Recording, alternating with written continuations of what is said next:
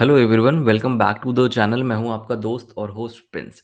और आज की इस वीडियो में मैं बहुत ही रिक्वेस्टेड टॉपिक पे बात करने वाला हूं जिसका नाम है एंड्रॉयड स्टूडियो। 6 सेमेस्टर की क्लासेस मैं ले रहा हूं ऑलरेडी। उस वजह से हमारी जो कोर्स है उस वजह से हम लोग यूट्यूब पे वीडियोस नहीं डाल पाते हैं 6 सेमेस्टर के लिए। बट आई गेस आप सब लोगों को हमारे कोर्स के बारे में ऑलरेडी पता होगा। मैं आपको एक बार एक्सप्लेन कर देता हूँ। बेसिकली हमारे कोर्स में हम एकेडमिक्स पे काम करते हैं, आपके एकेडमिक्स को बिल्ड करने के लिए काम करते हैं। हमारा टारगेट ये होता है कि हम आपको 95% से ऊपर स्कोर करा के दें। इस वजह से हम इस कोर्स को बहुत ही ज़्यादा डीपली और बारीकी से समझते हैं। यहाँ पे हम सारी एक्टिविटीज़ को परफॉर्म करते हैं जिसकी वजह से आपकी रिजल्ट बूस्ट होती है।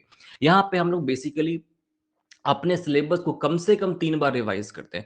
अभी हमने ऑलरेडी अपने एंड्रॉयड के सिलेबस को, मैड के सिलेबस को हाफ कंप्लीट कर लिया है।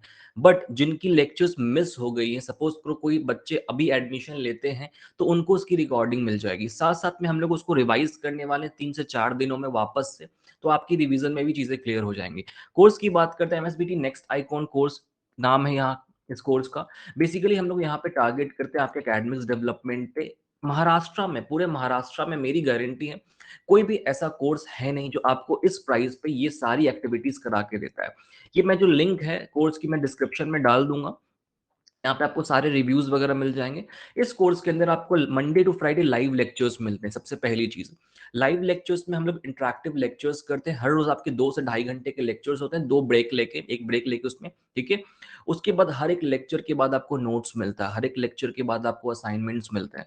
उसके बाद अगर आपका किसी रीज़न से कोई लेक्चर मिस होता है, तो आपको उस लेक्चर की रिकॉर्डिंग मिल जाती है।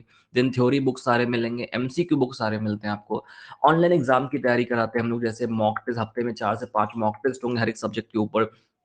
थ्योरी एग्जाम की तैयारी जहाँ पे हम लोग बेसिकली आपकी थ्योरी एग्जाम में किस तरीके से आपको आंसर्स लिखना है, ये सारी चीज़ें देख रहे होते हैं।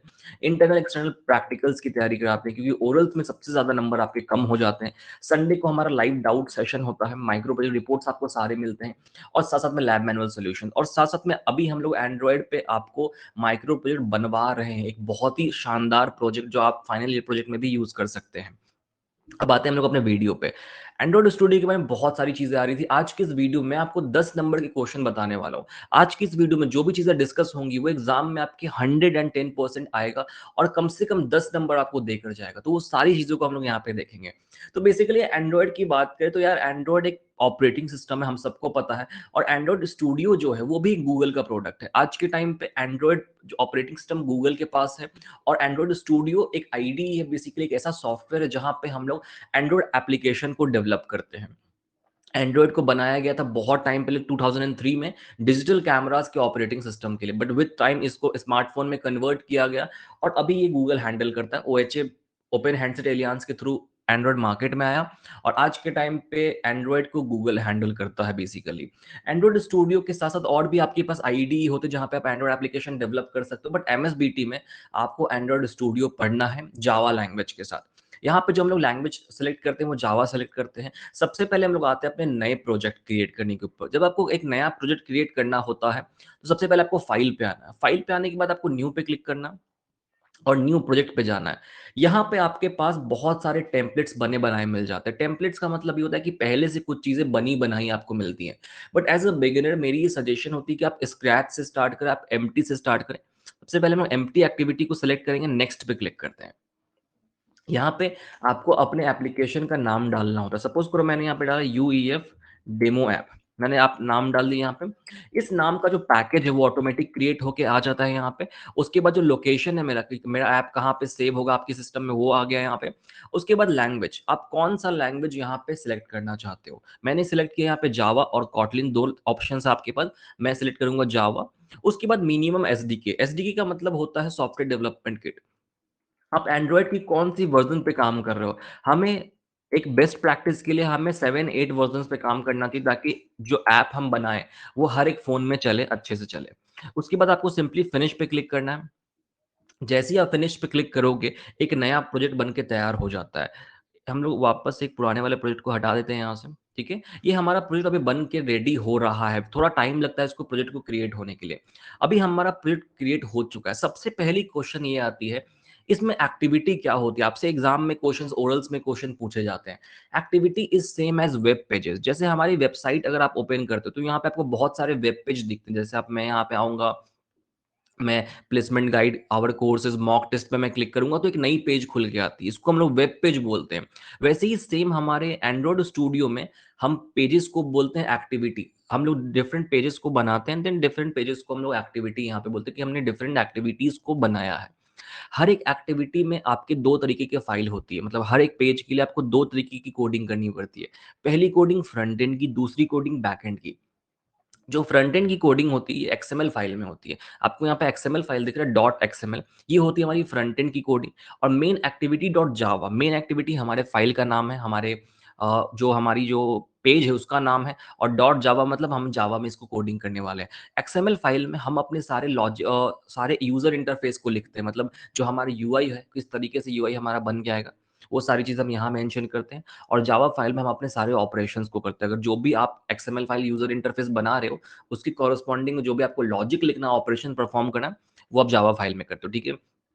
हम लोग अपने कोर्स के अंदर इस एंड्रॉयड का यूज करके एक बहुत ही अच्छा खासा प्रोजेक्ट बना रहे हैं, माइक्रो प्रोजेक्ट, जो आपके कॉलेज के लिए होगा। आप उसको चाहो तो आगे जाके अपने फाइनल ईयर प्रोजेक्ट में भी कन्वर्ट कर सकते हो बेसिकली, ठीक है। तो ये होता है हमारा दो तरीके का फाइल। इसके बाद हम लोग आते हैं राइट साइड में, लेफ्ट साइड में आपको दिख रहा है डायरेक्टरी स्ट्रक्चर। ये जो कुछ नाम आपको दिख रहे हैं, मैं इसको सबको पहले बंद करता हूँ। ये क्वेश्चन एग्जाम में आपके 110% आएगा कि डायरेक्टरी स्ट्रक्चर क्या होता है। हम इसको बोलते हैं डायरेक्टरी स्ट्रक्चर, जो आपका फोल्डर्स है।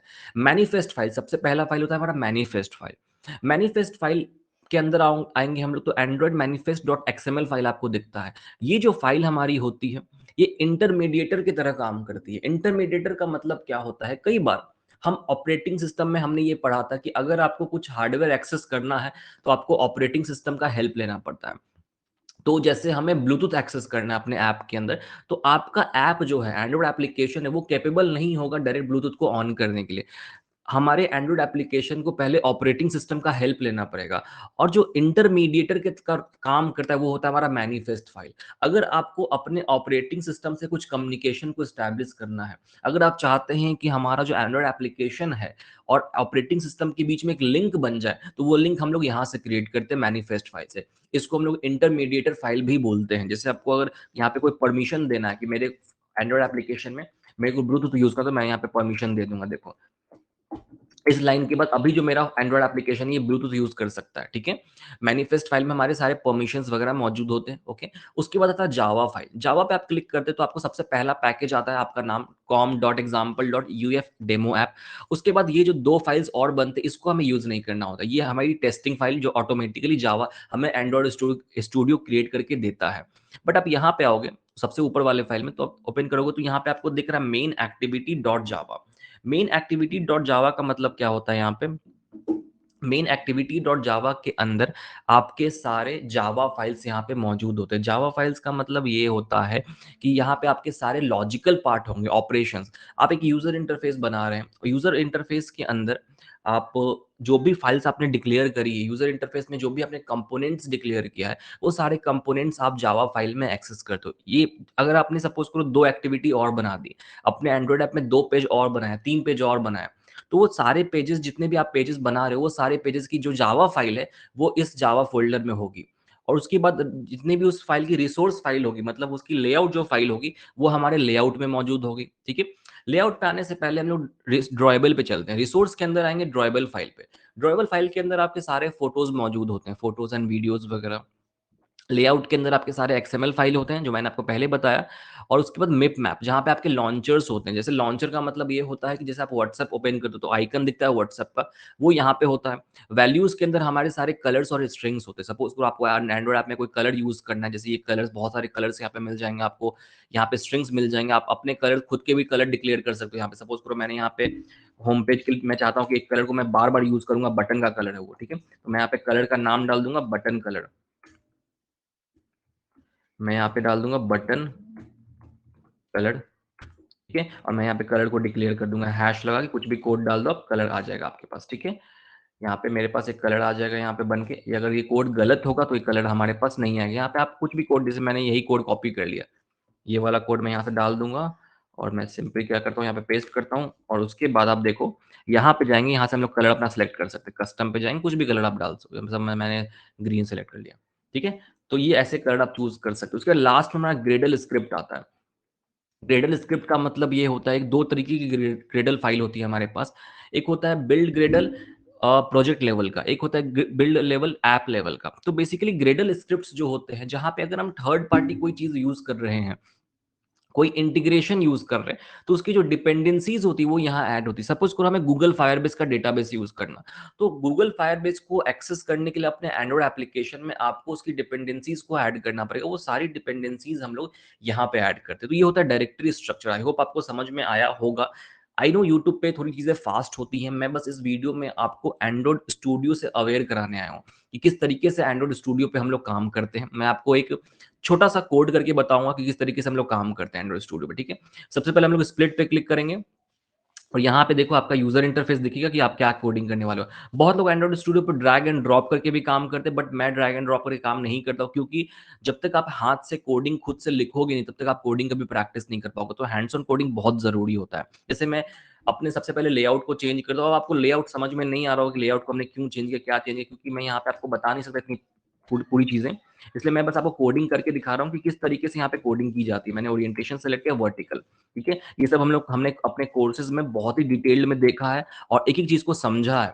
बट यूट्यूब पे पॉसिबल नहीं था, तो मैं बस आपको अवेयर करा रहा हूँ। सपोज़ करो मेरे को ऐसा प्रोग्राम लिखना है जहाँ पे मेरे को 2 नंबर की एडिशन दिखानी है, ठीक है? तो मैं क्या करूँगा, पहले 2 वैल्यूज़ यूज़र से लूँगा, फिर एक बटन बनाऊँगा और फिर उसके रिज़ल्ट को डिस्प्ले कराना है, ठीक है? ये हमारा टारगेट है। तो हम क्या करते हैं, 2 वैल्यू यूज़र से लेते हैं, ठीक है? सबसे पहले हम लोग क्या करते हैं, एक नॉर्मली टेक्स्ट प्रिंट करके देते हैं। टेक्स्ट व्यू, रैप कंटेंट, ये सब आपको अभी समझ में अगर नहीं आ रहा होगा, तो आपको पहले इसके बारे में पढ़ना होगा, क्योंकि हमने अपने कोर्सेज़ में लिया है ये सब चीज़ें, ठीक है? मैंने यहाँ पे सिंपली टेक्स्ट एक प्रिंट किया, कैलकुलेटर एप्लीकेशन, ठीक है? मैं इसको सेंटर में कर देता हूँ लेआउट ग्रेविटी से। फिर मैं मार्जिन थोड़ा सेट करूँगा ताकि हमारा ऐप खूबसूरत लगे थोड़ा, और साइज़ में सेट कर दूँगा 30 डीपी, ठीक है? अभी आपको दिख रहा है। अब हमें यूज़र से इनपुट लेना है अपने ऐप के अंदर। अब हम ये चाहते हैं कि हमारी वैल्यूज़ यूज़र दे, तो हम लोग उसके लिए एडिट टेक्स्ट क्लास का यूज़ करते हैं।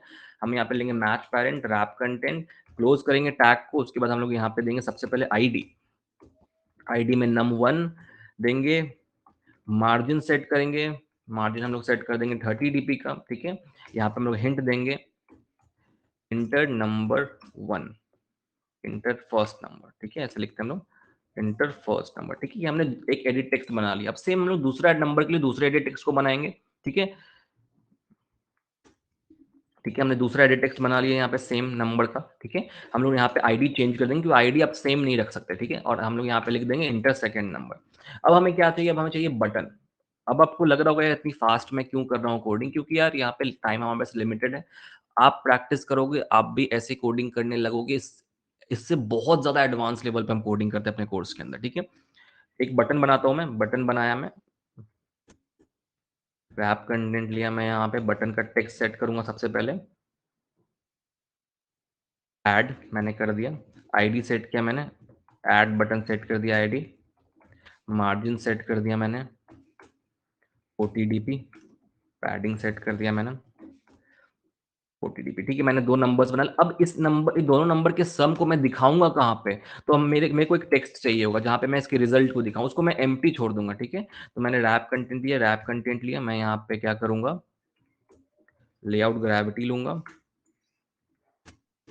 सेंटर कर दूँगा।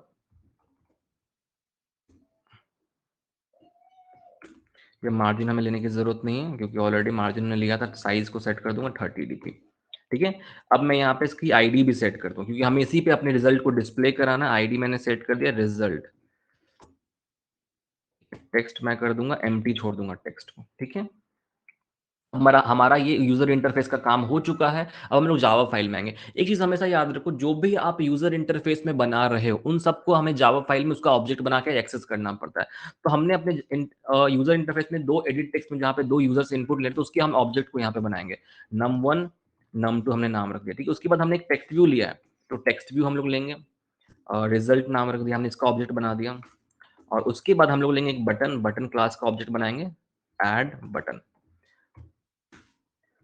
ठीक है? अब आपको इन सारी चीज़ों को अपने जावा फाइल में एक्सेस करना पड़ेगा। एक्सेस करने का मतलब होता है कि आपको कॉल करना पड़ेगा बेसिकली सिंपल लैंग्वेज में। तो हम क्या करेंगे, num1 जो हमने ऑब्जेक्ट बनाया है equals to find view by ID r.id dot, और जो हमने यहाँ पे आईडी सेट किया था सबका, यहाँ पे देखो मैंने आईडी सेट किया था num1 num2 का, उसको हमें यहाँ पे कॉल करना है। तो मैंने num1 सेलेक्ट किया यहाँ पे। अब देखो ये आपके लिए थोड़ा सा फास्ट हो रहा होगा मुझे पता है, बट ये सब चीजें ना बहुत बेसिक चीजें हैं। जब आप क्लास में आओगे तो ये सब जो ये चीजें आपको बहुत ही बेसिक लगेंगी, ये जो चीजें ना आपको बहुत बेसिक लगेंगी, क्योंकि यार ये जो चीजें हैं हमने बहुत टाइम स्पेंड किया इस पे अपने कोर्स के अंदर, आपको एक-एक चीज़ बताई है। तो इसलिए मैं यहाँ पे आपको सारी चीज़ें नहीं बता पाता हूँ। तो art.id.num2 लेंगे हम लोग, ठीक है? इसके बाद मैं रिज़ल्ट को एक्सेस करूँगा, रिज़ल्ट को कास्ट करूँगा मैं।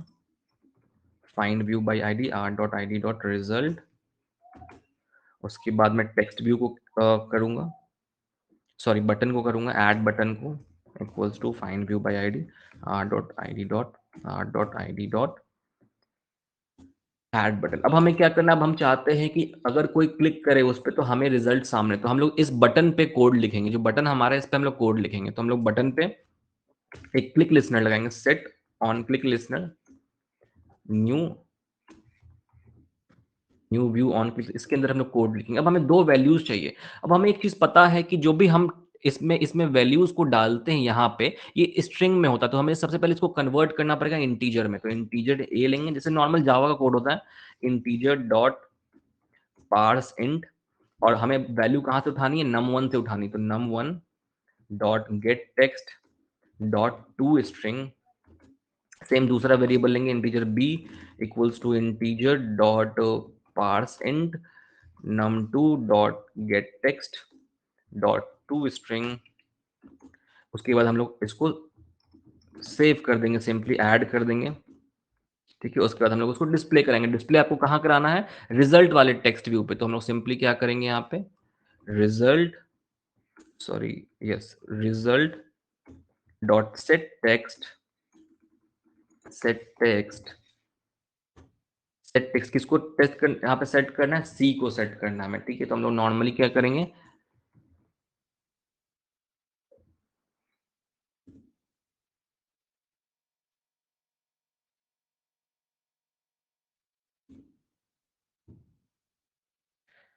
ठीक है। हम लोग यहाँ पे क्या करेंगे, यहाँ पे सी को हमें डिक्लेयर करना है। तो एक चीज़ करेंगे हम लोग, यहाँ पे जो हमारी सी की वैल्यू है ये हमारी इंटीजर वैल्यू है, ठीक है। और हमें स्टोर क्या दिखाना है, हमें वहाँ पे दिखाना है अपनी स्ट्रिंग वैल्यू, क्योंकि आप सबको पता है कि जो हमारा टेक्स्ट व्यू होता है वो स्ट्रिंग वैल्यू लेता है। तो हम लोग इंटीजर से स्ट्रिंग में कन्वर्ट करेंगे, टू स्ट्रिंग का यूज़ करके। उसके बाद हम लोग सी वेरिएबल को पास कर देंगे। ये हमारा पूरा प्रोग्राम हो चुका है, और हम लोग इसको रन करा सकते हैं। बट रन कराने के लिए आपको दो ऑप्शंस होंगे, या तो आप इसका एपीके बिल्ड कर लो, यहाँ पे बिल्ड पे जाएंगे हम लोग, एपीके यहाँ पे बिल्ड कर लेंगे और अपने फोन में इंस्टॉल कर लेंगे। बिल्ड एपीके, आपको एपीके बन के यहाँ पे आ जाएगा, आप उसके बाद अपने फोन में इंस्टॉल करो। बट वो तरीका बहुत ही इनएफिशिएंट, आप हर बार अपने फोन में ऐप को इंस्टॉल नहीं कर सकते। तो उससे अच्छा हम लोग क्या करेंगे, वर्चुअल डिवाइस का यूज करेंगे। बेसिकली वर्चुअल डिवाइस एक आपको विंडोज में एक फैसिलिटी देता है कि आप अपने एंड्रॉइड एप्लीकेशन को चला सके बेसिकली। तो उसके लिए हम लोग वर्चुअल डिवाइस का यूज करते हैं। वर्चुअल डिवाइस हम लोग क्या करते हैं, टूल में जाना है आपको, यहाँ पे आपको दिख रहा है and AVD manager, AVD manager पे जाते हैं और वर्चुअल डिवाइस क्रिएट करते हैं। यहाँ पे मैंने एक वर्चुअल डिवाइस बना के रखा हुआ है। ये क्वेश्चन आपके एग्जाम में 100% आया कि एवीडी मैनेजर क्या होता है। तो एवीडी मैनेजर जहाँ पे आप वर्चुअल डिवाइस को अपने बनाते हैं। वर्चुअल डिवाइस क्या होता है, तो एक इन्वायरमेंट आपको प्रोवाइड करता है, बेसिकली एक कॉन्फ़िगरेशन आपको प्रोवाइड करता है अपने एंड्रॉइड एप्लीकेशन को विंडोज में रन कराने के लिए, ठीक है। तो हम लोग सिंपली इस पे रन पे क्लिक करेंगे, मैंने ऑलरेडी बना रखा है। तो रन ऐप पे मैं जैसे ही क्लिक करूंगा, मेरा वर्चुअल डिवाइस चालू हो जाएगा, मेरा फ़ोन चालू हो जाएगा और वहाँ पे ऐप रन हो जाएगा। देखो अभी थोड़ा वेट करना पड़ेगा हमें, वेट करो। और थोड़ा टाइम लगता है एंड्रॉइड स्टूडियो में इम्यूलेटर को चालू होने में। बेसिकली इम्यूलेटर होता है, इम्यूलेटर का काम होता है हमारी चीज़ों को एग्जीक्यूट करना, अगर हमें एक कॉन्फ़िगरेशन प्रोवाइड करना। अगर हम एक होस्ट में काम कर रहे हैं, विंडोज़ में काम कर रहे हैं, तो हमारा जो एंड्रॉइड एप्लीकेशन है वो नहीं चल पाएगा विंडोज़ में। तो उसके लिए हमें इम्यूलेटर की ज़रूरत पड़ती है, ठीक है। तो आपको थोड़ा वेट करना है यहाँ पे, मैं एक बार रन पे क्लिक करूँगा वापस से। स्टार्टिंग एवीडी, देखो यहाँ पे एवीडी स्टार्ट हो रहा है, हमारा एंड्रॉइड वर्चुअल डिवाइस स्टार्ट होगा अभी। ये मैंने लास्ट लेक्चर का जो पढ़ाया था वो बनाया हुआ हूँ यहाँ पे। स्टार्ट होने दो अभी हमारे प्रोग्राम को, फिर आपको मैं प्रोग्राम रन करा के दिखाता हूँ।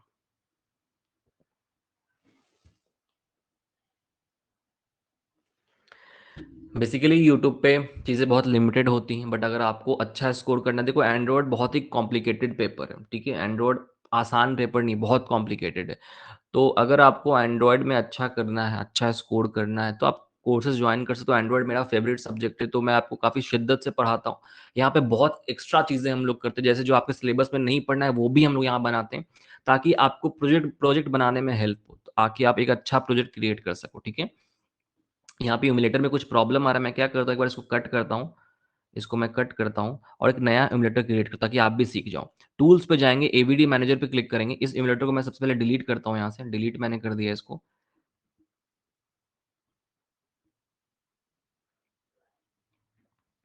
एंड्रॉइड स्टूडियो जो होता है थोड़ा स्लो होता है, तो आपको ये ध्यान रखना होगा। आपकी सिस्टम थोड़ी लैग कर सकती है इस दौरान, ठीक है? मैंने इसको डिलीट किया यहाँ से। उसके बाद मैं एक नया वर्चुअल डिवाइस बनाऊँगा, क्रिएट वर्चुअल डिवाइस पे क्लिक किया, यहाँ पे मैं कोई भी फ़ोन चूज़ कर लूँगा, नेक्स्ट पे क्लिक करूँगा, यहाँ मैंने डाउनलोड करके रखा हुआ है। आप वर्ज़न्स यहाँ पे और भी डाउनलोड कर सकते हो, उसके लिए नेट चाहिए होगा आपको। मैं यहाँ पे सिंपली फिनिश पे क्लिक करूँगा, मेरा एक वर्चुअल डिवाइस बन के रेडी हो जाएगा, ठीक है? यहाँ पे देखो, इसको रन कराना सिंपली आप इस पे रन पे क्लिक करो, प्ले बटन पे आपका ऐप जो आपका जो एमुलेटर है वो स्टार्ट हो जाएगा। देखो अभी एंड्रॉइड स्टूडियो एमुलेटर को स्टार्ट थोड़ा वक़्त लग सकता है, क्योंकि ये जो है ये एक एमुलेटर है, ये एक फ़ोन स्टार्ट हो रहा है। अब जब नए फ़ोन को लेते हो तो आपको नया फ़ोन को स्टार्ट करने में टाइम लगता है, वैसे ही सेम यहाँ पे नए फ़ोन को स्टार्ट करने में थोड़ा हमें वक़्त लगेगा। ठीक है? तो रुक जाओ, थोड़ा टाइम देना उसको, आपका ऑटोमेटिक ये चीज़ें स्टार्ट होंगी। देखो स्टार्ट हो रहा है हमारा फ़ोन, इसके बाद हमारा ऐप रन हो जाएगा। मैं आपको रन करा के दिखाऊँगा थोड़ी देर में।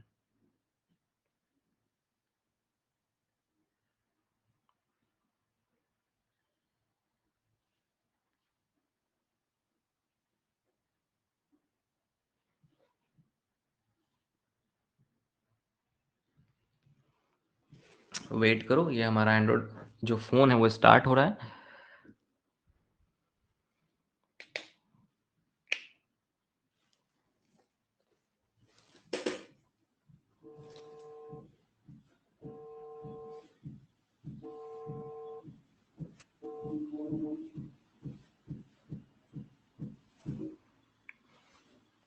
ठीक है, अभी हमारा फ़ोन स्टार्ट हो गया है ऑलमोस्ट। देखो हमारा फ़ोन स्टार्ट हो गया, ठीक है? अभी हम लोग ये का काम करते हैं, अब हम ऐप को रन कराते हैं। रन ऐप पे क्लिक करेंगे सिंपली। देखो यहाँ पे हमारा ऐप इंस्टॉल होगा अभी और रन होगा। थोड़ा वेट करो। नीचे इंस्टॉल हो रहा है हमारा ऐप इस फ़ोन में। ये फ़ोन आपके रियल फ़ोन की तरह काम करता है। यहाँ पे आपको सारी चीज़ें मिल जाएँगी। यहाँ पे यूट्यूब वगैरह सब देख सकते हैं।